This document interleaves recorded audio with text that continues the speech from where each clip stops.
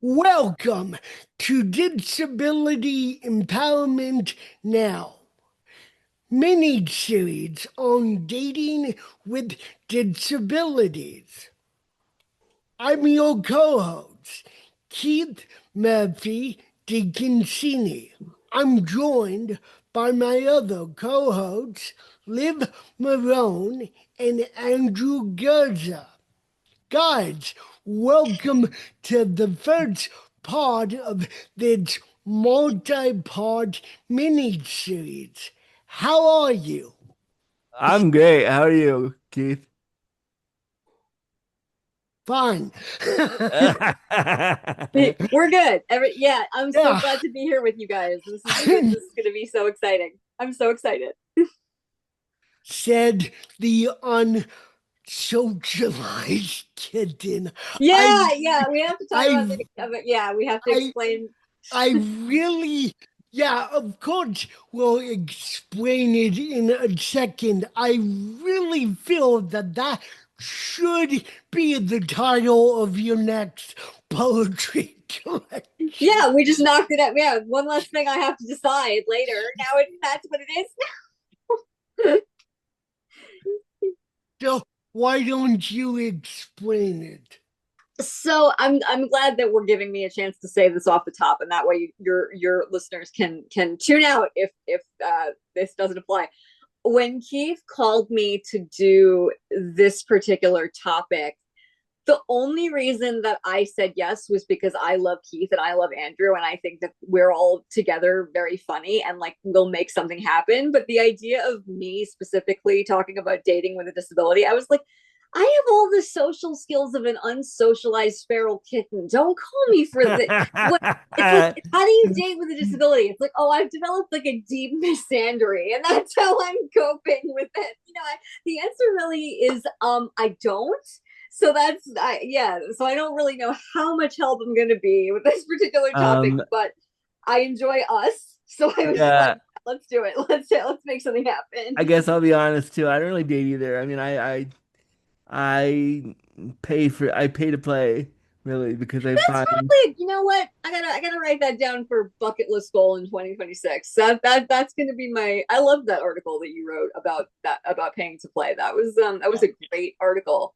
it's something and I've tried dating conventionally. I've gone on all the apps. I've Tindered, I've Grindred, I've done all the things you're supposed to do, and I just find the ableism to be overwhelming, and I just don't have the energy anymore No, to. no. I'm 41 and I'm just like I don't have the time to teach you. I don't have the time. This would have been a really different episode if you had called me when I was like 23 or like even 25, and now I'm 36, and the real fact of the matter is I'm tired, and I'm like, I have, we have CP, so we have less energy than able-bodied people to start with. That's already, We expend 3 to 4 times more energy than yeah, able we're people, expending three to so four times more we're energy regardless. fucking tired, is So what we I'm are. tired. Yeah. But also now I've been on birth control for many years, and I'm a lot less horny, which is great because now I can actually think about other things. So this would have been a different episode maybe a decade ago, and now I'm just like, I'm in middle age. I don't know. I'm exhausted. I'm tired. And I mean, I've reached a point in my dating life where like I don't want the games. I don't want to play. I just want you to come over, watch TV, blow me and get out. Yeah, Like, it's not really, fun to be stressed out. I had my first relationship, my first really serious relationship when I was 22, and that was an affair with a married person who was twice. whoa! So I went straight Breaking from zero news. to Breaking news. Disabled people have affairs. Wow. yeah, Breaking news. yeah, breaking news. And honestly, I'll be honest with you, I think that was a large part of why I did it. I was kind of You like, guys can't What? see. What? I, What? No, What? I was, What? yeah. okay, keep this face as Liv is telling the story is probably I the was like, funniest thing I've oh, seen in my life. this is like fun and sneaky, and like, oh, that like it made it kind of more fun that it was that it was like not the right thing to be doing. And Yeah. because I was, 22, I was like, oh no, I can totally control my emotions in the situation. Cut to a year later, and I'm like madly in love to the point of being suicidal because I've never been in love ever before. So my How whole old brain is just was taken up, and I'm like, this is garbage. This is not fun anymore. How old was how the dude? old was this person? If I was 22, they were in their 50s. I forget exactly how old, but they were, yeah, in the yeah, it was the So you my were, wait a minute. So you were basically a Taylor Swift song? yeah, Is it what was a Taylor Swift song. And I felt so like cool and hip and like, oh yeah, this is totally gonna be like a fun, like I'm gonna have complete control over this situation. It's like, no, you have the emotional maturity of a 17-year-old. What are you doing? Like, no. I'm 41 and I still have the emotional maturity of a 17 I year old. still do. I get if I I could go don't. back, if I could go back and just shake that poor little 22-year-old girl and be like, don't do this. You're gonna destroy your life. You're gonna destroy your relationship with your family. Like, please don't do this. It's not gonna be as much fun as you think it's going to be. Like, And please I just slept with a couple don't. guys in their 50s when I was 22, and I remember being like, "You're not to be ageist, and we shouldn't be ageist, and I get that." But at the time, I was like, "You're so much older than I am. What are we? What's going on?" And now I'm kind of on the opposite end of it too. Like I recently was dating somebody and I found out like we were kind of chatting back and forth and I found out that they were 23 and it I was slept with really somebody. hard not to break up with them like right Wasn't there. it? I slept with somebody a few weeks ago, and they were very nice and very kind. But he told me as we were done, and I was walking him back to the bus. He was like, "I'm 20. I just turned 30," and I was like, "I don't think we can. Like, I don't think The that I'll. gap is so I don't know. I don't think wide. that I'll see you again because The what do you gap mean you're is 30?" so wide. Like for me, it's more of like, and you'd be surprised how much this plays into it. For me, it's more of like a pop culture thing and like a frame of reference thing. Like Should if we they're like back up and say who we are? I feel like we just jumped oh, right we in. just jumped right into We a just conversation. Yeah, I, yeah. You're I love that I don't have to talk at all. Oh no, no, Liv and no, I could just go Just off no. it. You do don't. the You don't. intro. Keith is gonna kick back for the next 5 episodes. Yeah, Like Keith's that. totally great. So I'm Keith Murphy Deaconcini. I run the main podcast you're currently listening to, Disability Empowerment Now. I'm from New York City originally, Oh but no, we couldn't I'm, tell, Keith. Your accent didn't give it away even a Yeah, little. no, mine is gonna give it away real yeah. bad too. Well, I'm currently in my home office in Tucson, Arizona. Um, Hello. My name is Andrew Gerza. I am the author of the new book, Notes from a Queer Cripple: How to Cultivate Queer Disabled Joy and Be Hot While Doing It, and also the host of the award-winning podcast Disability After Dark that started out as a sexy podcast and now is just an everything disability podcast. And so when I got asked to do this, I was really excited because usually when I do it for my own stuff, I do it by myself or with one guest, and it's nice to have other people to bounce shit off of. So I'm really excited to be here. And I have CP and I'm a wheelchair user. And I live in Toronto, Canada.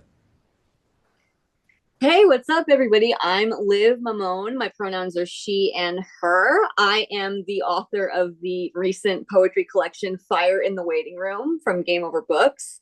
And I do not have a podcast because I don't have the energy to produce a Yes, you do. You're podcast, on it right now. This is your. but I'm on it right now. So I come on other people's podcasts and mooch off of whatever they're doing.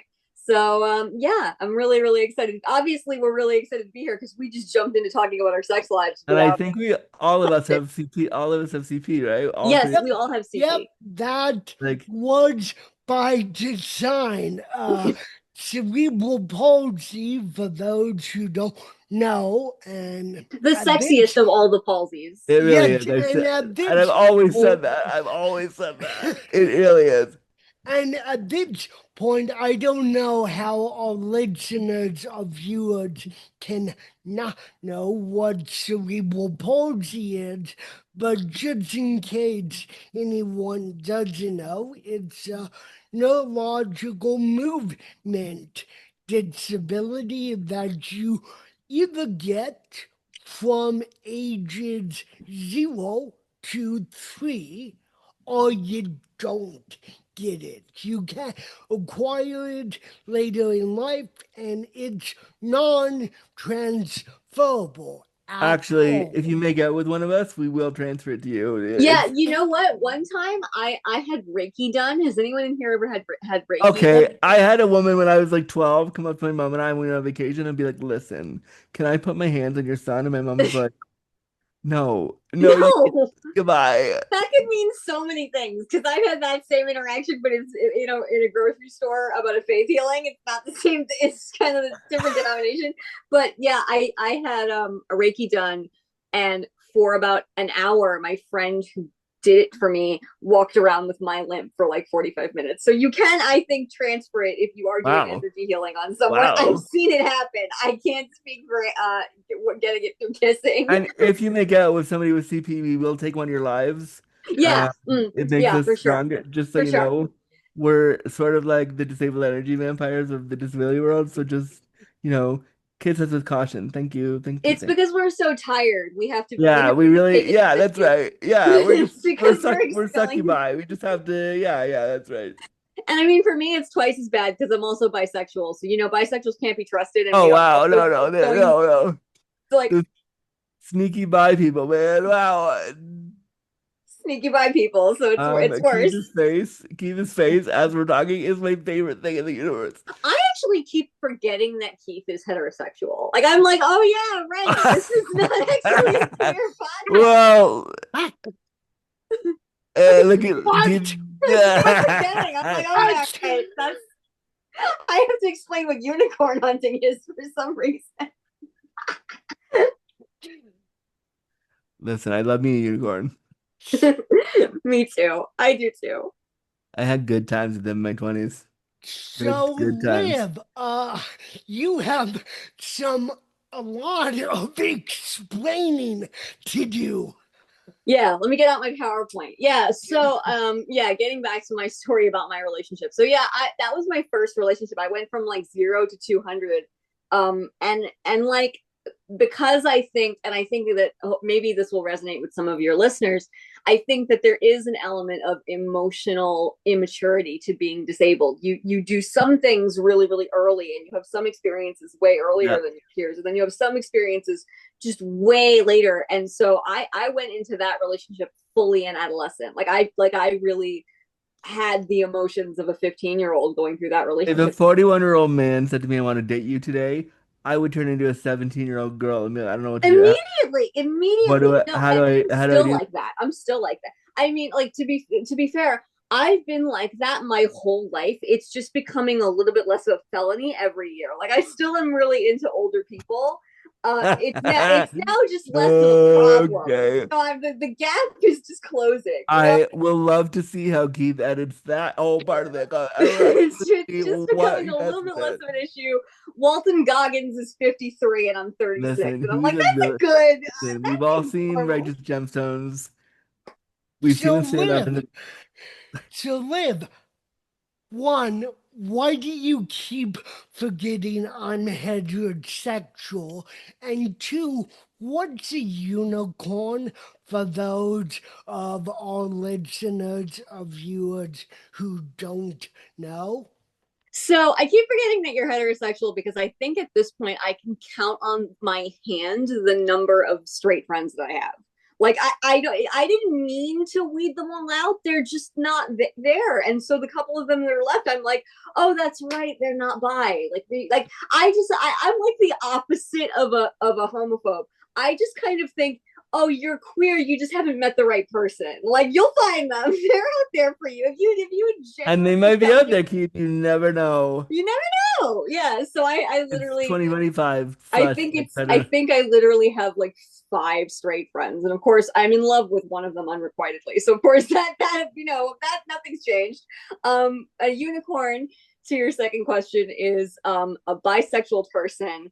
And then a unicorn hunter is a straight couple that is looking for a bisexual person in order to have Oh, a well, then threesome. let me clarify what I said 5 minutes ago. I was not a unicorn hunter. but I definitely slept with some bisexual dudes and it was a good time. Oh, send me a bisexual dude, please. Please, Bisexual God. dudes are more fun than gay dudes. Like I need Mm. to say, they're way more fun because they're a little bit less bitchy. Just I Yeah, don't. not to make a sweeping generalization, Yeah, Andrew, not that but not that I'm sweet. Not that I'm making a sweeping not generalization. to make a sweeping generalization, Andrew, but I wake up every day and look at your social media, and I'm so grateful that I'm not a gay cis man. I'm just like, oh my god, they're so like image oriented. Like Yeah, it's wild. So to be disabled in like that particular, to be disabled and want another dude is the bane of my I existence. really, I'm as it is. I already feel like liking cis men for me is a design flaw. If I only had to like cis men,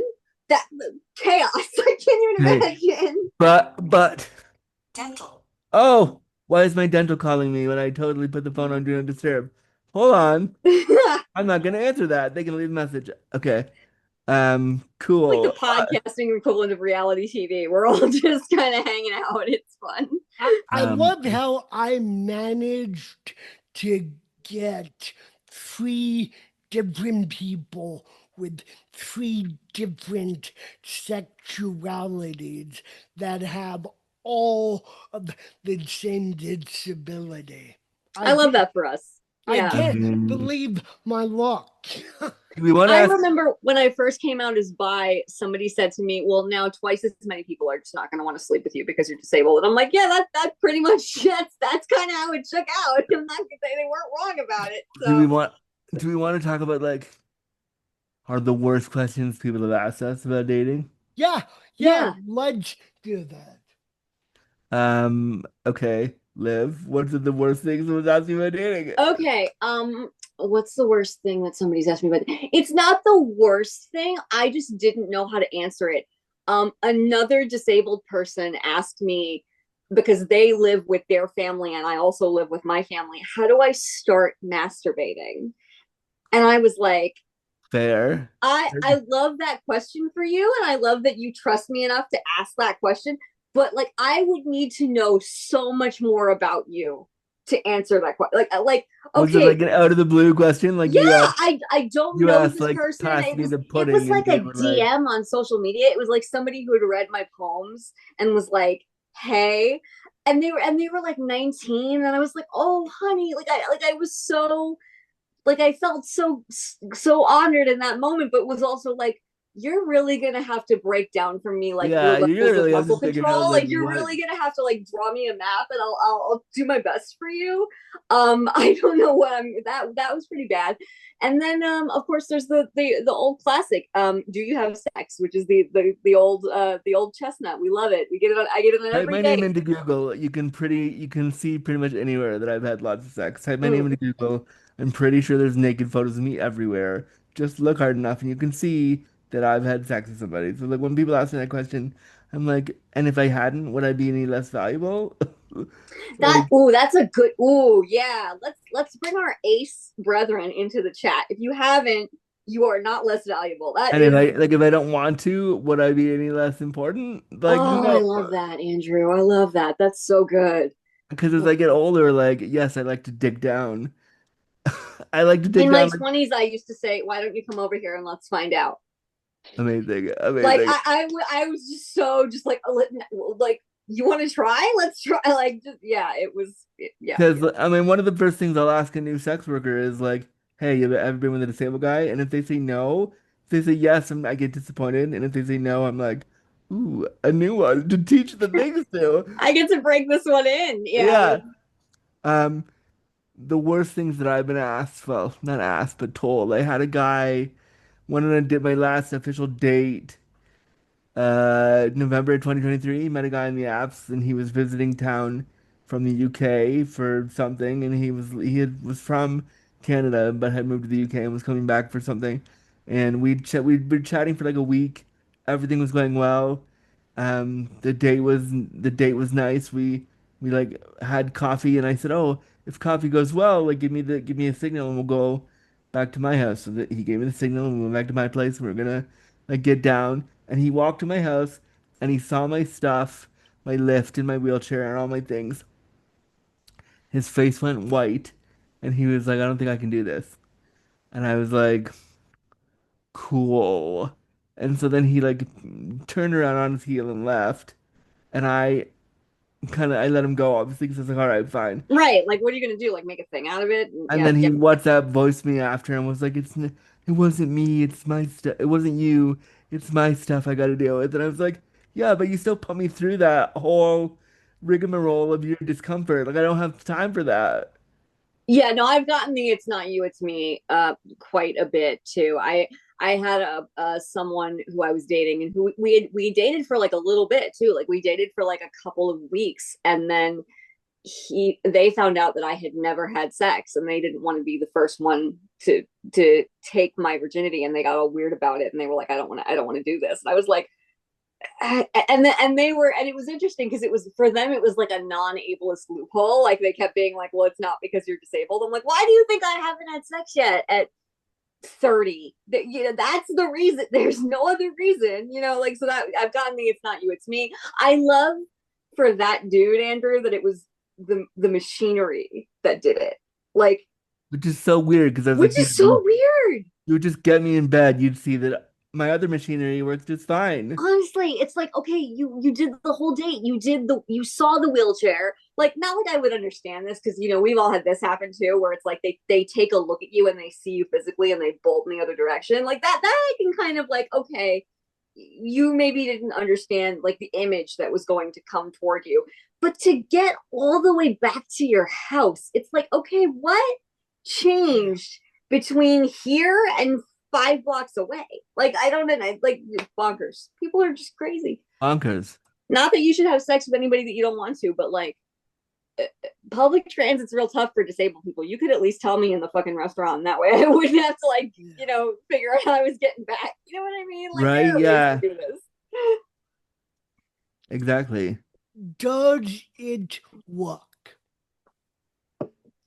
Does Yeah. it work? Well, It's not for you. Not for you. Not for you. If you have to ask, you'll never know. Yeah. yeah, yeah, Like, not for you. yeah. I didn't know if we wanted to do this on the first episode, but the worst thing that ever was said to me on a date is actually a poem in my book. So I was like, do I just read the poem, or do I tell the story, or like, how do we want to? There are no rules. I'm still freaking out inside that the first big relationship you had is a affair, and that we could do a whole mini arc on just the ups and downs of being with forbidden fruit Oh my god, your first time out, and then it was rough. It was not cute. Like, I thought it was going to be cute and sexy, and it really wasn't. And like, and I want to say this because I really hope that my ex does not contact me. It does not somehow listen to this interview and then contact me for talking about them. I genuinely, we were just two people that were at different places in each other's lives, and I really should have just done the math on that and been like, yeah, yeah, this is what we started saying about the age difference before. It's like, you're just at a different space in yeah, your life, and those spaces were just not, like, they just weren't aligning, and we couldn't give each other what we wanted, because we just wanted completely different things.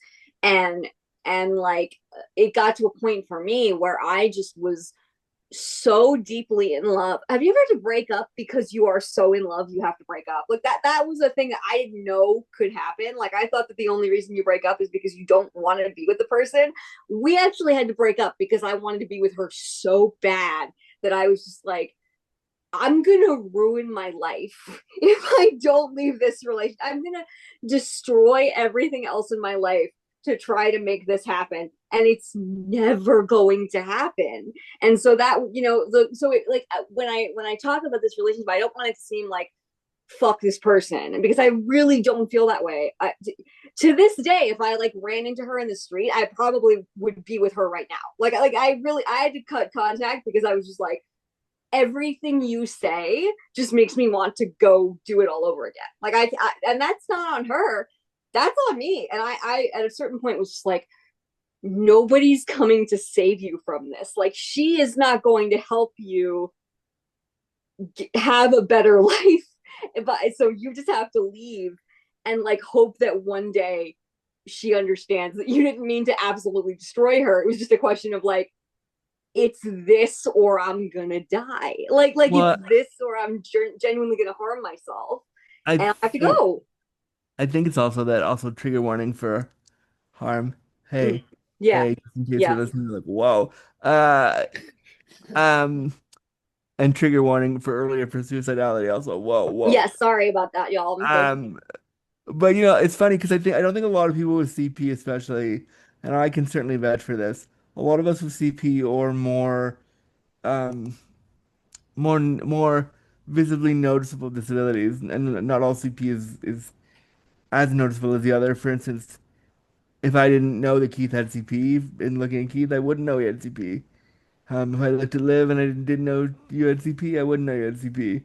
Um, but like, a lot of us aren't given a handbook on how to date appropriately or how to manage big feelings when someone shows interest in us, especially because typically no one shows fucking interest in us. Yep. So when they do, we get really excited, and I have had to deal with sex workers who have lovingly said, like, I love spending time with you, but I need to like gently remind you we're not in a typical relationship. yeah, This is a transactional thing we're doing.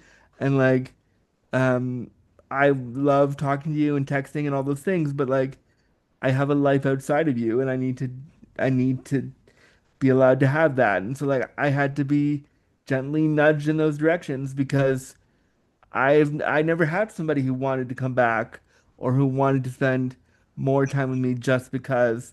And so I don't think we give disabled people who have never dated or have never been given the chance to experience big emotions like that mm, enough of a chance to be like, whoa, this is really new for me. How do I navigate this so I don't intentionally scare that person away or do something inappropriate that I didn't realize I was doing?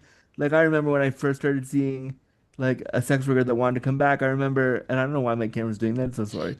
Um, my Zoom is fucking weird.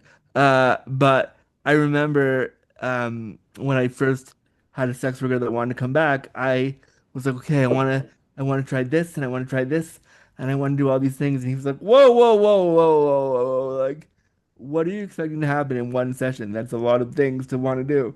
And it was because I was so excited that somebody wanted to come back and wanted to spend more time. Of course, I had to be reminded that yes, he wanted to do that, but also I was paying him, so he really wanted to do that because he was being paid, which I think is awesome.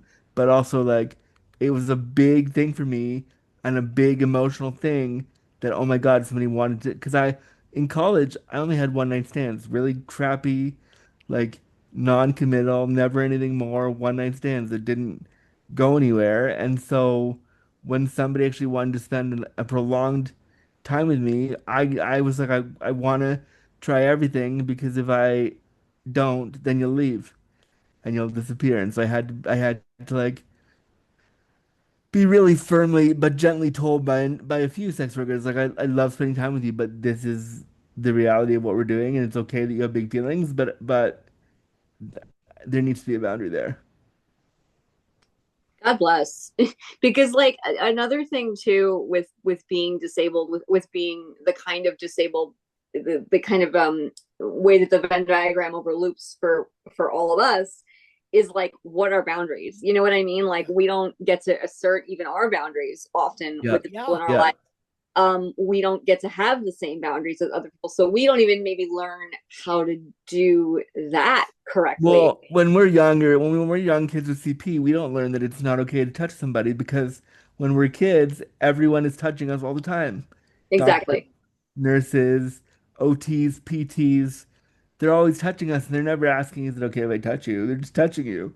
And so, like, we learn that we learn that there is no boundary, there doesn't need to be one because we've never had them and we're never given the chance to you're right, Liv. Never given the chance to really assert them, especially when it comes to sexuality, which is why I think, unfortunately, for a lot of us, many of it, I mean, the stat is like disabled women are abused and assaulted 7 to 9 times higher than the average woman because, and I think that's because of the fact that no one's talking to us about consent. No one's talking to us about how consent is different when you're disabled. No one is talking to us about like they either don't think we're sexual at all or they think we're allowed to be hypersexual and therefore that sets us up to be abused. And so like I don't know where I was going with this. I went off on a huge tangent there. I can pick up the baton if you want, Andrew, Yeah, because please, I please. have a really good. So I before I figured out that I was queer, the only times that I have been sexually assaulted or even like harassed have been by other disabled cis men, and that's really challenging because you don't want to. How do I put this? Like I always really want to be aware of what they have learned and not learned trying to be Yeah. men in the society, right? And you don't want to like let anybody off the hook for doing harm to you, but at the same time it's like, man, that's got to be, you got to get some messages that are just really hideous about. I mean, Keith is the straight person in the room. Do you want to tell us the messages you received as a young Yeah, really. disabled guy? Speaking for your people. Yeah. Oh, thanks. Putting me on the spot here. Are you talking about the messages I receive now or as a young I man? mean, now or then, like when you were coming up, what did like how were you perceived as a man as man? Oh, that's easy. I wasn't perceived Oh, like that at all, and certainly not dateable by any stretch of the imagination. My first relationship was when I was 5. Yeah, I'll say that again. My first relationship was when I was five okay, I'm years old. listening. I'm listening. Puppy love, of course. Of course. She was 6. I usually make the crack that this is why I like older women, and Listen, when I you're 5 and she's 6, there's a huge chasm of That's a big gap. that's a That oh is yeah, quite a that's like that's a huge that's gap. like 20 and 30. That's a Oh big time yeah, jump. yeah, totally. No, that was before I started speaking, and I had abbreviated sign language. That was the only time I was really popular, but besides that, which was nothing more than puppy love and unawareness. I mean, how could you be aware at that age? Uh, Teenage and puberty was a special kind of hell. Uh, and you throw in anger issues and being a guy, and it was just a minefield of fuckery. Uh, College wasn't any better. I'm skipping around a lot trying to get to the juicy stuff, like my co hosts have. Uh, and it's like, so being perceived as a man, as a dateable man, has only become a very recent development. I'm in my 40s. I look like I've had people at my church, and I go to church on campus here. I've had regular uh, remarks that I look like I'm still in my early 20s, which is fantastic.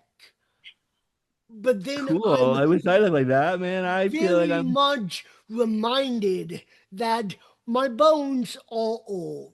Oh My yeah, yeah, yeah, bones yeah. Not my are knees. old. Yeah, that's for sure. And then my voice doesn't help matters. If I don't have facial hair, people still think I'm 18 and I just graduated high school. And I'm like, no, that was back in 2004. Thank you. I Yeah, want to do like some scientific research about the correlation between cerebral palsy and looking younger than you are. Like, because Oh yeah. you gotta know that like some of it is infantilization, sure, yep, but yep, like I definitely still look like an 18-year-old girl. Like I just turned 36, and somebody who doesn't know me well was like, no, the way I legitimately thought that you were 21. And I was like, and it's not like some of it I'm sure is infantilization, but not from like my friends. I do genuinely look like a younger person. yeah, Which is again like Keith was saying, it's going to be great when I hit my 40s, but yeah. like it is a thing that physically does happen, and I'm like, is that like a developmental thing? Like there's a part of me that is like, can we get like some studies getting done on this, or like I'd like to know what's happening. Yeah, I mean, it's like if you take away the first six and a half years, I didn't acquire my voice until 7. So I call that the longest startup period in the history of humanity. I'm really in my early 30s. Of course, you can't say that because I was born in 1984. Uh, and so I basically came out of a George Orwell novel. Yeah, that's why I'm cynical as fuck. But then, I mean, the emotional maturity. I had a good friend of mine say, you're probably at least 10 years behind your physical age. And I'm like, oh, fuck. That still means I'm in my early 30s, which I don't know how you quantify that. Good genes, uh, but I never really get axed out. It's always close but no cigar. Or we go on one date and then it fizzles the fuck out. And I'm like, I put so much effort into like OK Cupid or Yeah, Facebook dating. And yeah, I'm like, this is exhausting. I it's the made worst. I a yeah, no. crack at a friend uh, a few weeks ago where I'm like looking through profiles. It's like looking through Pokemon cards. You want to catch them all, but you're not going to at all. And it's like, then it's like, you confess that you have a Right, do you tell them right off the disability bat? That's always or a do big thing you too. not Yeah, confess? you On lie my about it. Yeah, yeah. on my profiles, I'm pretty blunt. I think my scruff and grinder profile says big dick cripple. I'm pretty like I don't hide it. I just lay it out No, no. because I don't have the time. Like, because and I know we all have a normal lifespan, but I've been told since I was like 5 that that my lifespan may be cut short. So I don't have time to play for you to play with your crap. Either you're gonna be comfortable with my disability or you're not, and that's okay. And I'll walk you through as best I can. But when shit's getting down, if you're not comfortable, I don't need you here. My deal is like you're gonna dump me after one date, whether I tell you or I don't tell you. Whether I disclose it or I don't. Usually we get to one date, maybe two, and then the person is like, I don't think I can do this, and I'm just like, yeah, that's okay. The And door's you know there. what it is? It's because I think, especially for queer men, it's the bane of my existence that I like queer men, but here we are. Um, I think that, it requires you to be selfless. And a lot of us Oh yeah, in the room right now, I think all of us in the room right now require a level of care that I don't think people are ready to provide.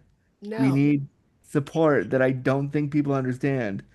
And it's not just caregiving, it's not just a carer. It's we need somebody who, if I go on a date with you, I'm probably gonna need you to shove the food in my mouth. If I go on a date with you, I'm probably gonna need you to like kind of give me caregiving a little bit. And I think yeah, people, because we're in such a quote unquote independent world, Yeah. I'm not independent and I'll never be independent. And I'm not saying that to disparage myself. I'm saying that because it's true. Never gonna be independent, and that's okay. And I think when you bring that to a dating scenario where it's all about you first and you're supposed to be the most independent person in the room and blah blah blah, that scares people away because it means they have to be selfless. They have to give a little bit of themselves over, and people are not ready to do that. Yeah, so I was on a phone date 12, 13 years ago. those are the two most cursed words I think I've Yeah, ever heard together in my phone date. Oh no, no, no, no, but no, no. but Yeah, wait, why? wait, it gets so much better. Yeah.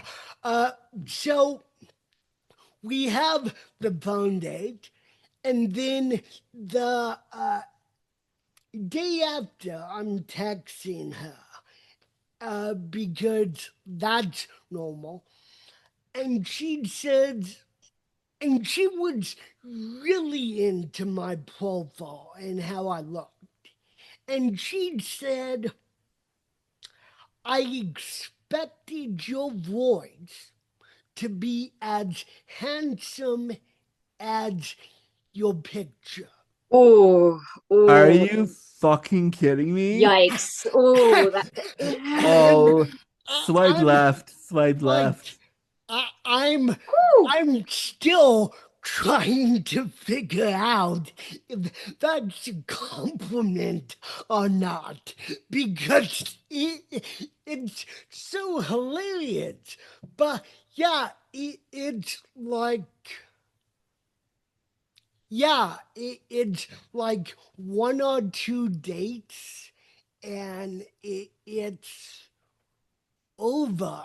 I've only dated people with disabilities, Mm, and that was not by design at all.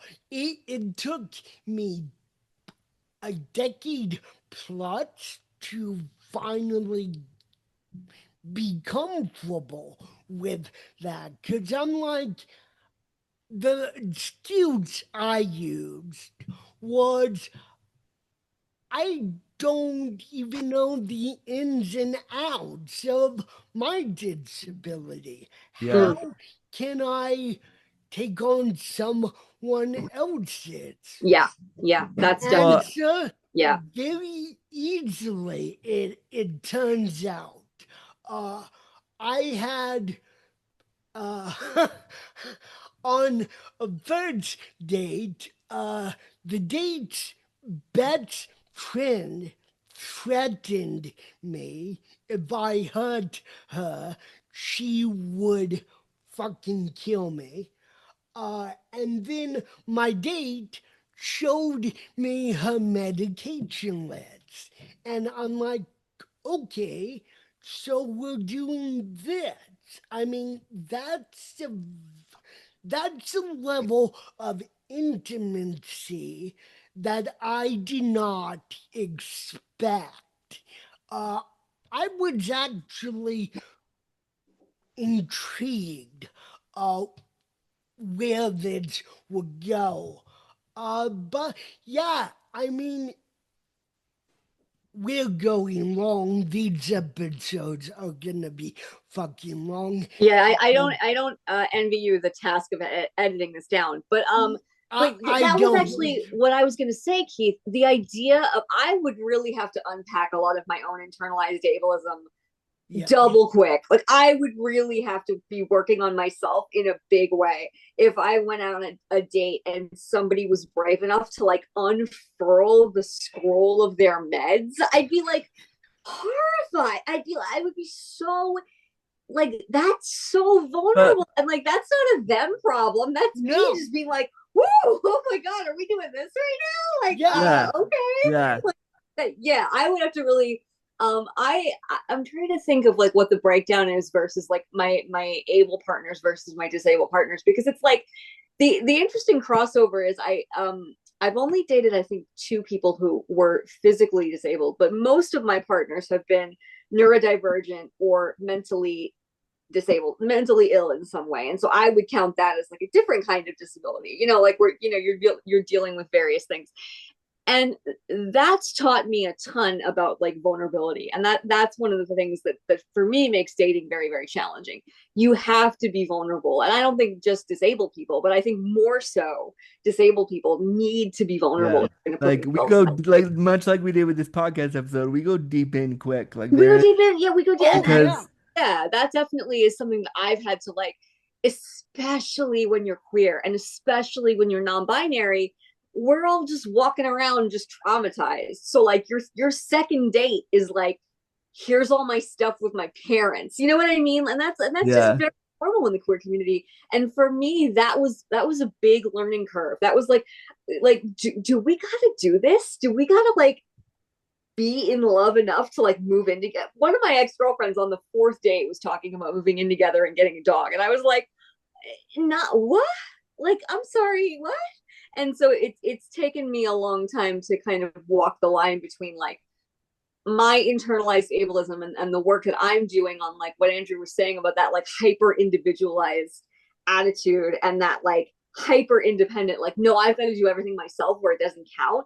That runs counterintuitive to dating and forming relationships. So Yeah. I've really had to like shake a lot of that stuff in Well, order to that like be a good partner. for me, that's why I love sex work because for 2 hours, when I book them, I can have the boyfriend experience. They can treat me as if we're boyfriends, and they can do all of the stuff that makes you feel like you're their partner. And then after 2 hours, And which they leave. That which sounds yeah, great. which Honestly, let's that be sounds honest, yeah, amazing. honestly, let's be honest, after 2 hours, they're kind of annoying and you're kind of annoyed by them. And so you say thank you very much and they leave. And I have found it to be the relationship I have with my primary sex worker. We've been seeing each other now for 8 years almost. And it's really, really nice because sometimes I'll just say, come over, let's watch a movie and hold my hand for the movie. Or Mm. like cuddle me or like let's have a sleepover and you can literally watch Bob's Burgers with me and fall asleep. Like I don't like for me it's so much more than just fuck me and leave. It's Yeah. like I want to build a friendship with this person. Um and as I get older, like when I was younger, it's like, oh my dick works, I'm totally viable, like I'm worthy and I'm available, blah blah blah. But as I get older and I crest into almost 42, shit. Um but as I get older, like I want that intimacy. I want that vulnerability. Like there's one sex worker that I see who constantly tells me your vulnerability is hot. It turns me on. I like it when you tell me stuff. I like it when you check in. I like it.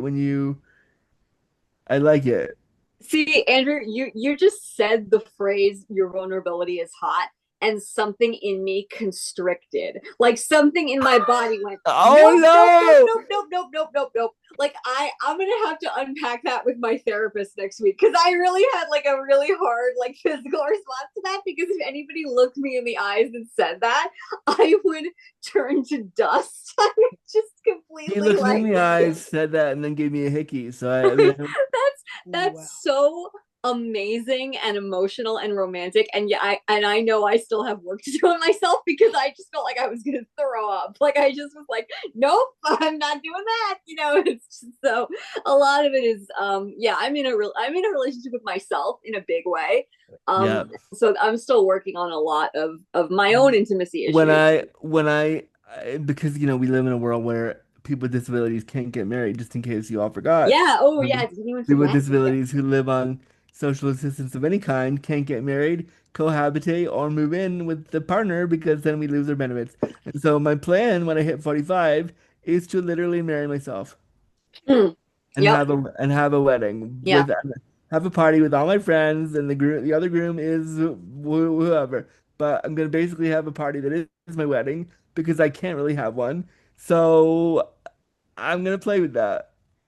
I love that. I want to have marry myself and have a party. I was thinking a lot about emotionally, like the relationship that I'm in with myself and how important I think that is.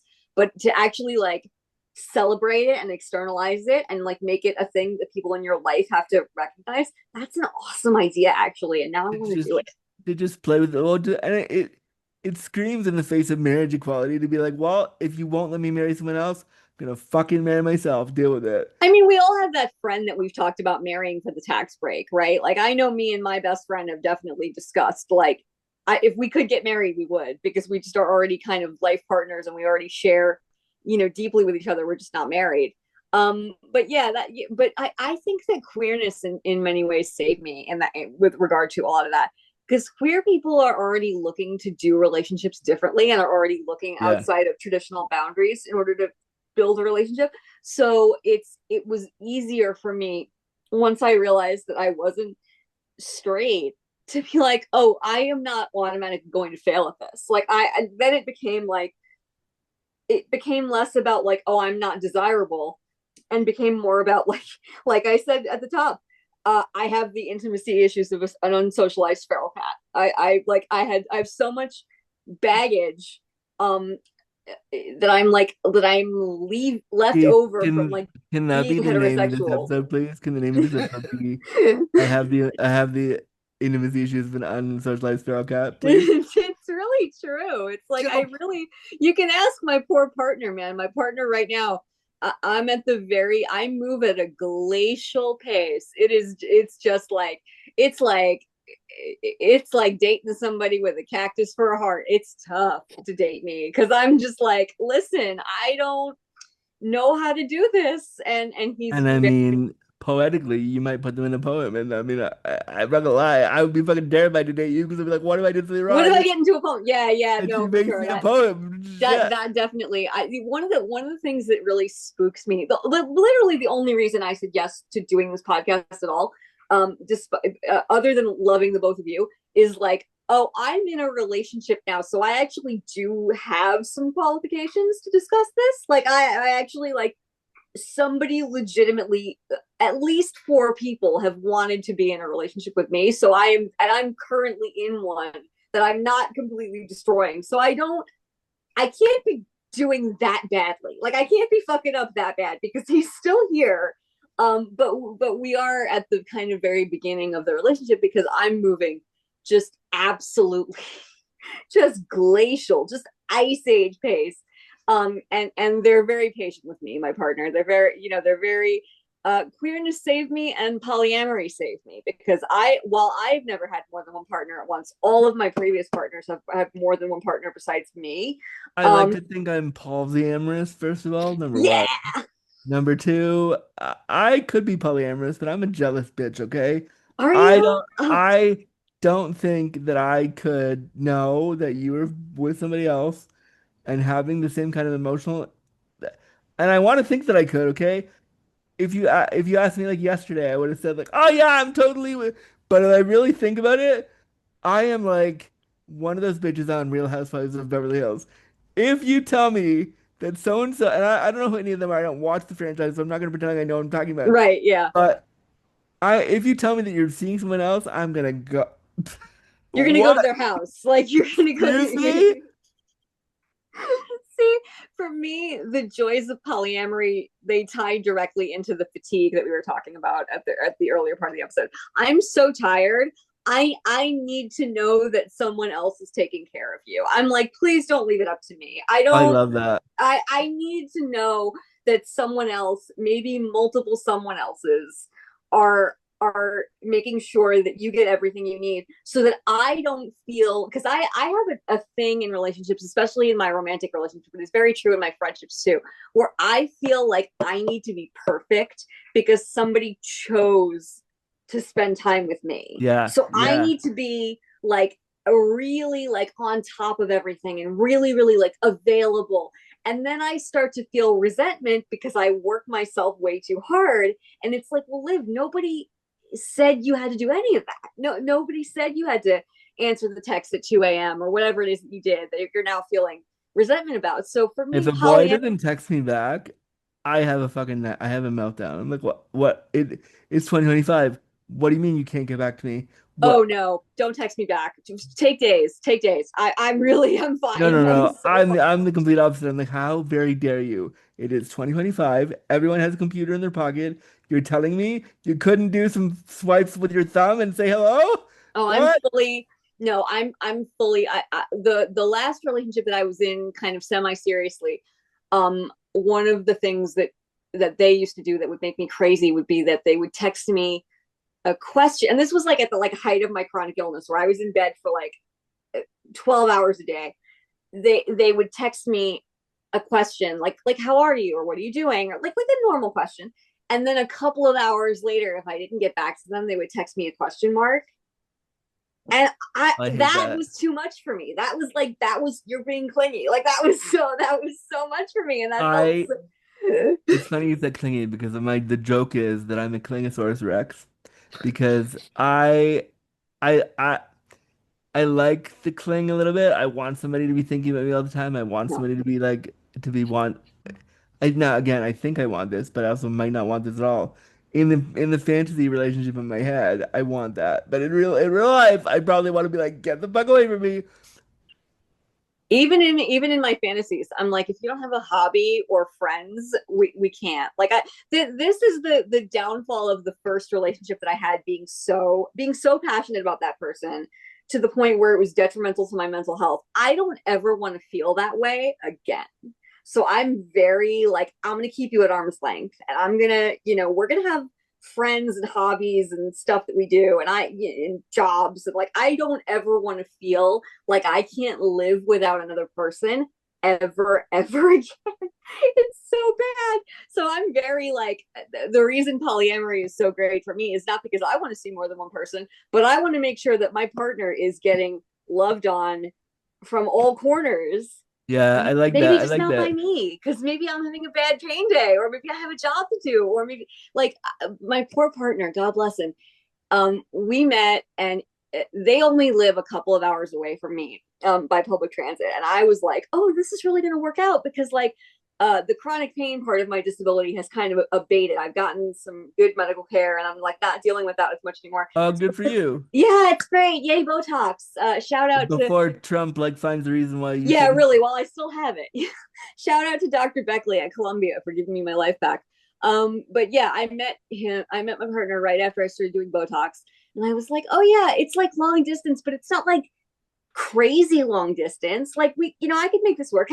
And then immediately after meeting him, like a month later, I adopted an abused dog who now I can't leave Oh, the house. I have to medicate this dog before I leave to go get my hair cut. So I literally had to call my partner at that point and be like, okay, this is what happened. The dog is the primary relationship right now. I'm so sorry.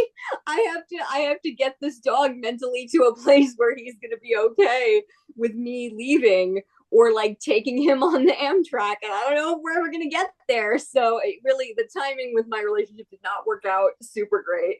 My partner is very patient with me. We have not seen each other for a year. Oh, Blessed. He's just what? he's very good. Ha, yeah. ha, I'm gonna just ha, follow up. What, why, how, why? Tell us why, what? Why? Because I have a dog and a book, and both of those things are taking up a little bit more of my time. And I don't know how to Now, get to without doxing yourself, the Just nod if I get it right. New York Yeah, yeah. and the partner what, New Jersey? Mm-mm. Further. Okay. Mm, Okay. Also mm. disabled?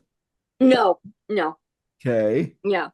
Next question being, can partner not hop on the Amtrak and come see you? I hope that we'll get there. But then this is the other major thing. I live with my whole family. I live with both my Oh yeah, that's right. so I'm sure he would do it. I'm sure in a minute. But I don't know where we'd go. I don't know All where right, we well would. send me pictures later so I can silently critique him for you. Hell yes. Yeah, yeah, yeah, yeah, Um, yeah. Andrew, honestly, you would actually I think that you would really get along with them. I think that you're gonna be pleased with all right. I actually I think I shot way out of my league with my partner. I look at my partner and I'm like, I don't know what's going on. Why are you here? I don't really understand what's happening here, but okay. I'm like, you haven't figured it out yet, so I'm not gonna rush you. It's fine.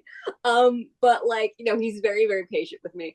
And again, it has to do with queerness because we're all kind of like they love that I am inexperienced and that I don't know what I'm doing and I'm constantly just like I don't know.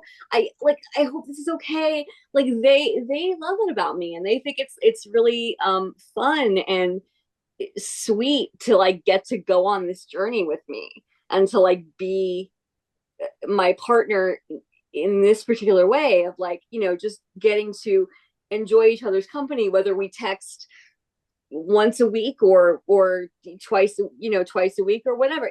They're so patient. I don't know where they even came from. I literally only decided to come on this podcast because I was like, well, this relationship is not going so bad, so maybe I do have some advice to give to people. I don't know.